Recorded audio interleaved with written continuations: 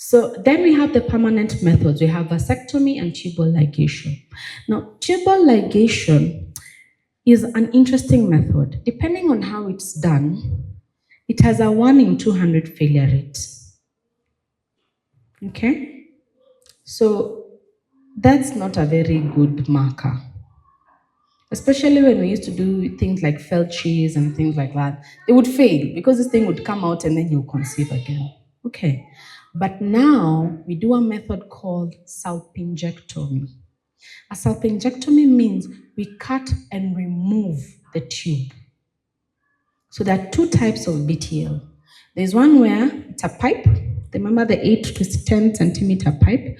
We come to the middle, we tie, we cut the top, we leave them tied like this. So this one is supposed to heal. This one heals and seals. This one heals and seals. Okay, the same thing we do for vasectomy, no different. And because they do the same function, they're transporters. Okay, so it's a pipe like this. We tie the pipe, we pull up, we tie the pipe. You can imagine here if I pull a pipe here, there's a curve. You see there's a curve. We have a string, but you can imagine the curve. It would look like this. Cindy, we tie the top. We cut out the top, we tie here and here. That's how you do a BTL. That's how you do a vasectomy. Okay. The failure rate is the same, 1 in 200. But in my practice, I have not seen many fail. What we have seen happen is regret. That's what happens. You cut your tubes, especially for women, because it's a more permanent procedure.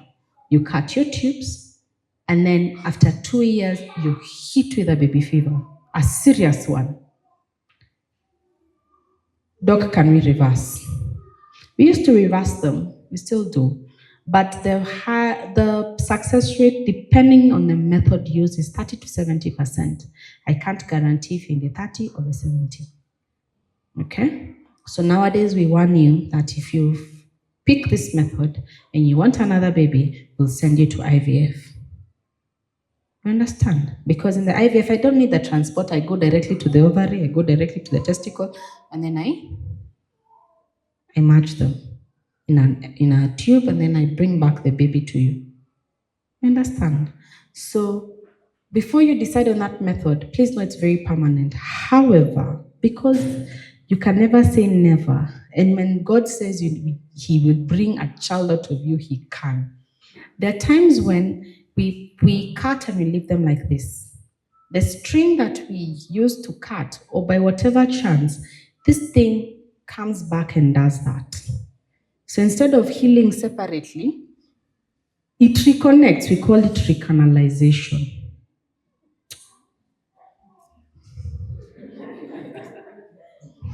Am I God?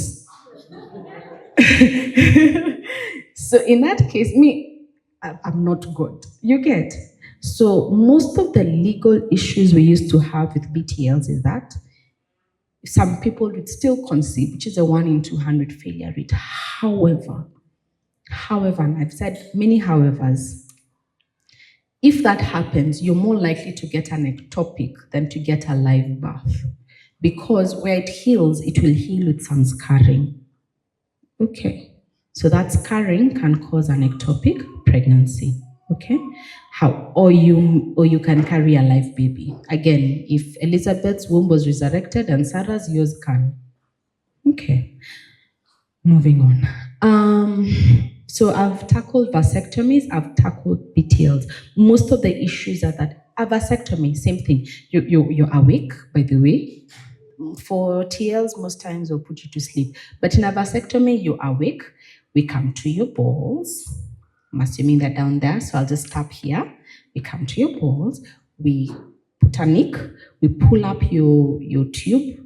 We do the same thing. Stitch, cut. And then we return it. Typically, it heals like this. Sometimes it can heal like this. There's a neurologist that has attempted a vasectomy 6 times, and 6 times he's gotten a baby. 60. So it can fail, or you may be just extremely fertile. Yeah. So I've seen families where they decide we are done with children. The male goes and gets a vasectomy, and the female goes and gets a BTL. It's burning a house to solve a problem, but it is still an applicable method. Okay? So vasectomies are very reversible. Again, if anything happens and we want the babies, we come back, we cut again, we reconnect, we suture. Same thing for the tube, but it works better for the men. Okay. So that's why we say sometimes a vasectomy may be better than. However, as I say that, a sperm is micro. It's really, really small. So, and sperm takes 78 days. They're produced every 3 months. Okay? So the baby that you have, if you get pregnant now, that sperm, 78 to 90 days before. So you can't start eating right now at if you want a baby this month. You're kidding yourself. Ati, I'm going to stop smoking because this month we are trying. Nonsense. 3 months. You get? So that's why we really recommend stop smoking, stop alcohol, like preconception, 3 to 4 months before. Same to women. Okay. Anyway, so vasectomies are reversible. Tubal ligations, we try and reverse them, but we also have IVF for both, in case vasectomy does not reverse well. So I think I've covered all the permanent and other methods. Cindy, let's ask a question from here. Any question? Sawa, I will answer the ones you had given me. Oh, yes, tell me. How about like for coil? One of the side effects being, I think, getting yeast. Oh, that's a good question. Okay. Yeah. That's a good question. Like dealing with that, like avoiding or something of the sort. How do you manage? Okay. I've written a whole book on vaginal discharges. I have it in the car. I'll bring they're going for 1,000 shillings. Vaginal discharges are of many kinds. We have normal vaginal discharge, we have abnormal. Among the ones she's mentioning is yeast. Yeast is an overgrowth of fungal microbiomes. So the vagina is an open space, same to the mouth, same to the anus. There are 3 open spaces. Okay, the urethra as well, but it's a bit smaller. So it has flora. We call them flora. It has good bacteria, it has bad bacteria, it has some fungi. Okay. What keeps it at the level that it is, acidic as it is, which is what we need, is a good bacteria called lactobacillus. Anytime that's affected, you took antibiotics, you went and washed with Dettol, you did whatever you did. Okay, that microbiota changes and then you can get a vaginal discharge. Vaginal discharges are also symptoms of sexually transmitted illness. It's not always that you have a discharge that it equates to an STI. Okay, it's not always, but it is one of the causes that we look at. The most common vaginal discharge is Candida, yeast. The second is BV. You have an overgrowth of bad bacteria. They call bacterial vaginosis. Okay, it comes with a fishy odor. You smell like fish. There's another one that's called Trichomonas vaginalis. It makes the cervix have a lot of pain. So sex becomes painful, you have bleeding with coitus, all that. Okay. If you notice a vaginal discharge that is abnormal, it is important for you to go to your gynecologist and have it checked. Is this the normal kind? Is this the abnormal kind? In the book, you'll see how to differentiate which is good and which one is bad. Okay. If you get an infection and you have a coil inside you, it has threads. Those threads are there so that we can be able to pull it out later on in life. So when those threads get that discharge, they may stick. That's bacteria. See, they start growing. It's a hot, moist area. They start growing. Okay. So we treat you. After 2 weeks, it's back. After 2 weeks, it's back. After 2 weeks, it's back. Okay. So what the most important thing is that if you see a discharge and you have a coil especially, treat that infection before it gets to the threads. Got it? You treat the infection before it gets to the thread. And you also treat your partner. So husbands, every time your wife has an infection, whether she took antibiotics and got the infection, whether she tried a new soap and got the infection, if you douche and please don't do that and she got an infection, whatever the reason, but you're feeling, apa kuko sawa. First inform her. Sometimes they may not know, especially if they're ridden with a lot of babies and stuff like that. But you don't go say, mbona unanuka? That will hurt your partner. But you can communicate. Today you feel a bit different. You can check on WhatsApp. I'm picking at discharge. You can check on WhatsApp. Okay. And sometimes the discharge will come on you. You'll start feeling itchy. Especially with candida, you start feeling itchy.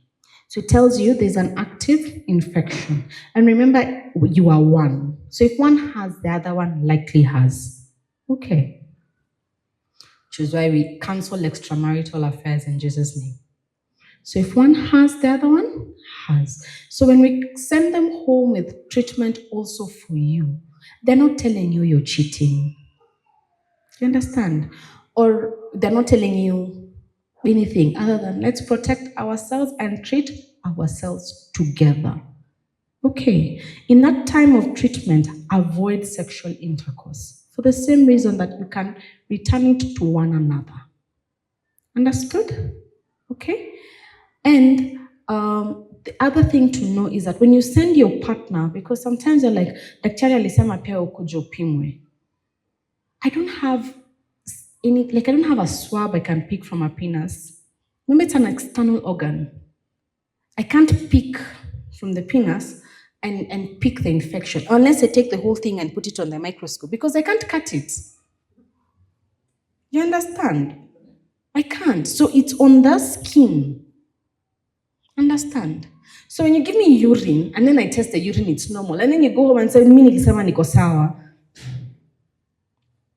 True, false? Most likely false. Okay, so some of the illnesses that we see or some of the discharges, they stick onto the phallus. They will not be in the urine. You understand? Or they may not be in your blood because it's something contact. Okay, so sometimes we'll send them home with a cream for you to apply. Okay, and something for you to swallow. Swallow, move on. And we don't want to send them home. You come to the clinic, we explain together because sometimes she'll get a discharge and start thinking it's you. And you at work getting stressed by Mr. Boss there. You're wondering, where did I cheat? Okay. Okay? So when you go to the clinic together, we can check and tell you this is yes, it's unlikely. You get? Yeah, so I've covered that. Any questions? Any other questions? So with a coil, if you get recurrent infections, treat. If it's still coming back, treat again, that you remove. Give it a month of treatment, and then you can return. However, the UK system says, which is what we follow, the UK system says that once you have an infection with a coil in situ, I can even admit you, give you medications for PID, and you remain with it. Okay? For 72 hours as we try to figure out, is this the source of infection? Because I am a kind doctor, I usually remove, tukutibu kwanza upone, alafu tutarudi and reinsert. Okay, but it's not a must that every time you have an infection, the coil has to come out.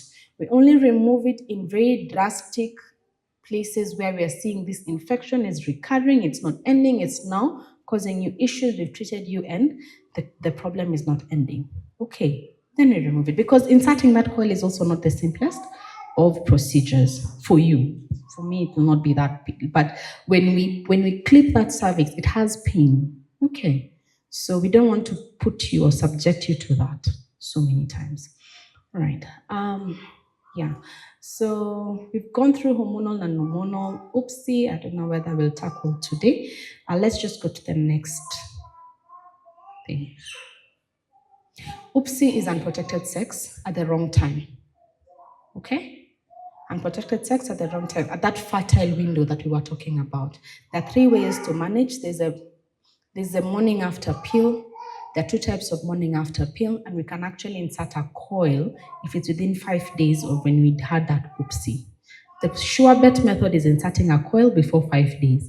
It's a drastic method if that's not what you intend as your family planning. So the easiest is to use the pill. However, that pill only works to stop ovulation. Remember that counting you are doing? If you are at day 15 and you have a 28-day window, have you ovulated or not? Most likely you have. So when you take that pill that's supposed to stop ovulation and you've already ovulated, is it going to work? So you'll get an ectopic. Understood? So it only works in the first week before you ovulate. It has to be before you ovulate because it works to delay ovulation. Okay, it works to delay ovulation. Sawa sawa. I hope that is clear. Aya. Next one, please. Okay. So, the thing I wanted us to know about family planning is that it is you're choosing to plan. It is not a sin. It is not evil. It is you two deciding that you want to plan for your family this way. I have seen families where the lady puts on a coil and then for 5 years they come to the clinic, we're not getting a child. And in the scan, I can see a coil, but I'm bound. I can't say, why are we not getting a child? You understand? You understand? So please discuss. By the time you're getting to that level of distrust, there's a problem.